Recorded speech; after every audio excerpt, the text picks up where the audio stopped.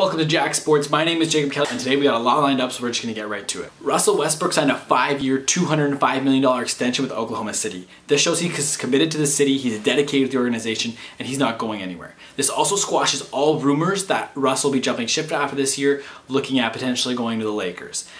After he signed this extension, reports came out that Carmelo Anthony would not have came to Oklahoma City if Russell had not been signed this extension. That before Carmelo added OKC to his list of destinations, he knew that Russell was signing this extension. He was committed to the team long term, and that was desirable for Carmelo, and that's why he added OKC to his list. And that makes sense to me if I'm Carmelo Anthony, and right now it's looking like PG and Russ are both going to leave OKC after the year. I don't want to be stuck there by myself. So that I buy. Russell also signed this contract on Kevin Durant's birthday. Is that a coincidence? I'll let you decide on your own. By signing this extension, this locks both Carmelo Anthony and Russell Westbrook in Oklahoma City until at least 2019. That still leaves Paul George though. In order for Paul George to stay in Oklahoma City, quite a few things have to happen. First off, he has to get touches. He's playing with two ball dominant players in Carmelo and Russ, and both of them are nowhere near as effective without the ball as they are with the ball. But if Paul George is to stick around Oklahoma City, he's gonna have to get touches this year.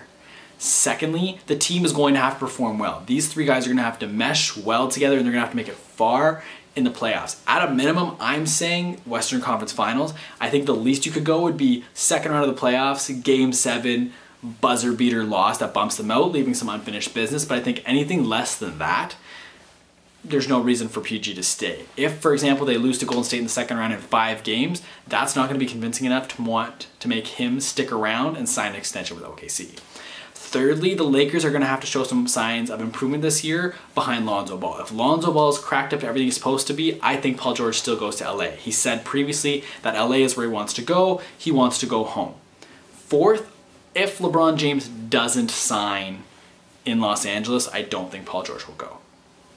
I think that a very, very, very big selling point is the best player in the world signing with a team that you also want to sign with. Plus, if the Lakers show improvement, which I think they will this year, that's also going to entice Paul George. I think a collection of all 4 of these different things is going to have to happen for Paul George to want to sign an extension or sign a contract and stay with Oklahoma City at the end of the year. Speaking of LeBron James, his best friend Dwyane Wade just signed a 1-year, $2.3 million extension with the Cleveland Cavaliers, reuniting him and LeBron for the first time since LeBron played in Miami. And a lot of people have said that this isn't as big a deal as it would have been. Dwyane Wade's not the same player he used to be. He's 35 years old now.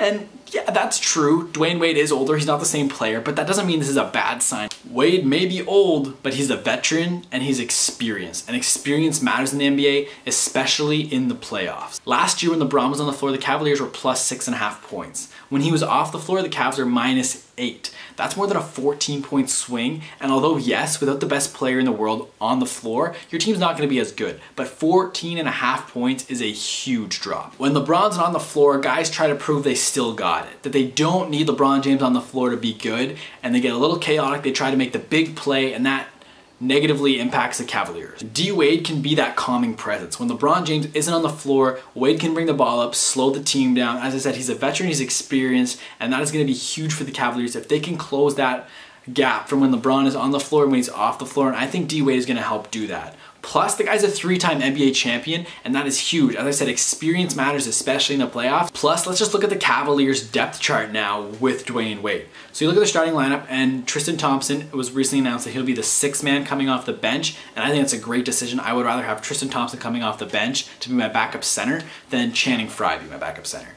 But let's look at this depth chart when everyone's healthy. You've got Isaiah Thomas as your point guard, Dwyane Wade as your shooting guard, LeBron James as your small forward, Jay Crowder as your power forward, and then Kevin Love as your center. And then coming off the bench, you have your backup point guard, Derrick Rose. You have your backup shooting guard, J.R. Smith. Then you have Kyle Korver, Channing Frye, Tristan Thompson. That's a pretty solid bench. Plus, that's not even factoring in Richard Jefferson, Iman Shumpert, and you can even throw in Jose Calderon if you want to. But that's a pretty deep team, and that depth is going to help them in the playoffs. Now, yes, the knock on the Cavs, they are a bit old and a little bit small. Ideally, I'd like to see them at a center, which I wouldn't be surprised if they do.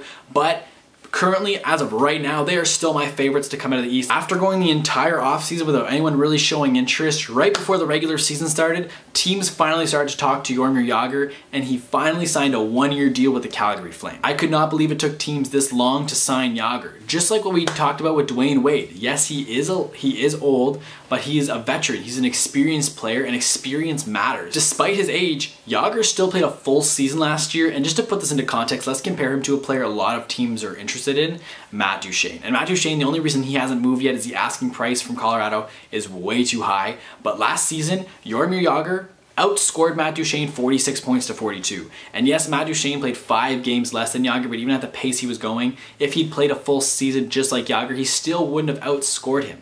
So yes, the only difference with Duchene, you do get a little bit more longevity than you do with Jagr, but I still think the fact that he went the entire offseason until right before the regular season was going to start to sign a contract is ridiculous.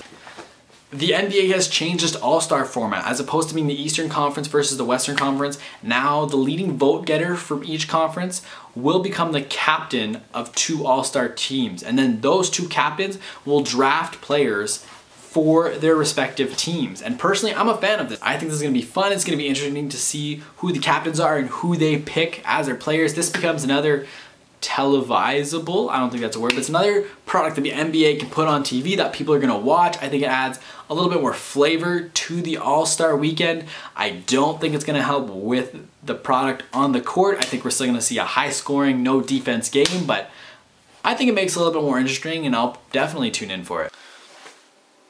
The NBA's Board of Governors also passed a draft reform that will take effect in 2019 that's supposed to help prevent tanking. And what this draft reform did is they lowered the odds of getting the first overall pick for the bottom 3 teams, and they increased the odds for the rest of the draft lottery. I didn't mix that up. They made it harder for the worst teams, but they made it a little bit easier for the better teams, which makes absolutely no sense. Now yes, the bottom 3 teams still do have the best opportunity to get it, but now the bottom 3 have an even opportunity. All 3 of them have the same percent chance of getting that bottom pick, and they still do have a slight advantage over the rest of the draft lottery, but their advantage is now lowered. If you want to see the full percent change, I'll link to it in the description down below. But the draft is supposed to help bad teams get better, and if you're making it harder for bad teams to get that first, second overall pick, you're making it harder for them to get better. And with these bad teams, they can't sign good players out of free agency because either A, they've been bad for so long no one wants to go there, or B, they're not a desirable market that players don't want to sign there either. You're in the middle of nowhere, a small city, you're not going to get guys. Guys want New York City, maybe not right now. LA, they want to go to the cool cities, and if you're a boring city, guys aren't going to sign there.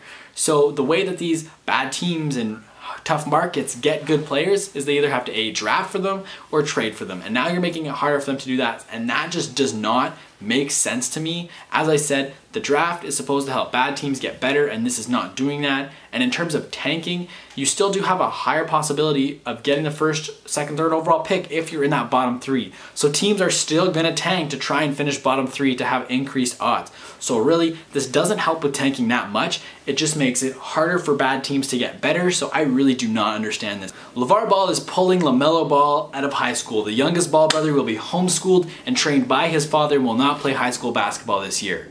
And apparently this is because LaVar Ball does not like the new basketball coach for Chino Hills High School. The superintendent has also come out and said that LaVar tried to add 4 or 5 players to the varsity basketball roster, and that was denied, so this could be a backlash from that decision. And I like the Ball family. I think Lonzo Ball is going to be a very good basketball player in the NBA, and I watched their documentary, I support these guys, but this decision, I can't get behind it. LaVar said he's going to homeschool Melo for the next 2 years, and homeschooling is not detrimental. I have nothing against homeschooling. Even you can look recently as this year's NBA draft, Justin Jackson, the mid-first round pick out of North Carolina, he was homeschooled during his prep years. I was watching The Herd, I think it was Doug Gottlieb said Bryce Harper of the MLB was homeschooled. So the homeschooling element is not detrimental.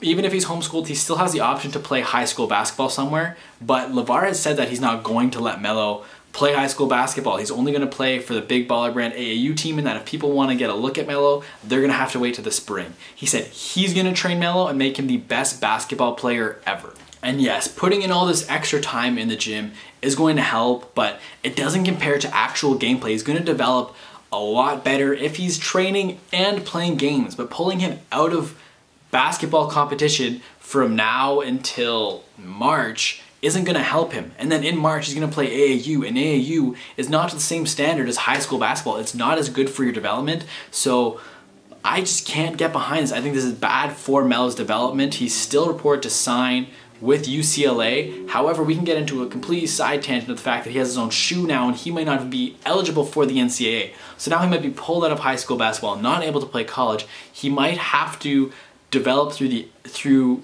pretty much strictly AAU and then go overseas. We can look at Terrence Ferguson from this year's draft, who decided not to go to college and play overseas, and his draft stock fell. So I don't think that there's a positive way to spin this. That's where I'm gonna end this week's video. Make sure you let me know in the comment section down below your opinion on anything I talked about today. I'm really interested to get your take on LaMelo Ball being pulled out of high school, how you think it's gonna work, how his development's gonna go from here. But thank you once again for tuning in. Make sure you like, share, and subscribe to these videos. You can follow JAK Sports on social media as well. We're on Facebook at JAK Sports, Twitter at JAK_sports, Instagram at JAK Sport with no S on the end. I'll make sure to link to all those in the description down below, and I will see you next week.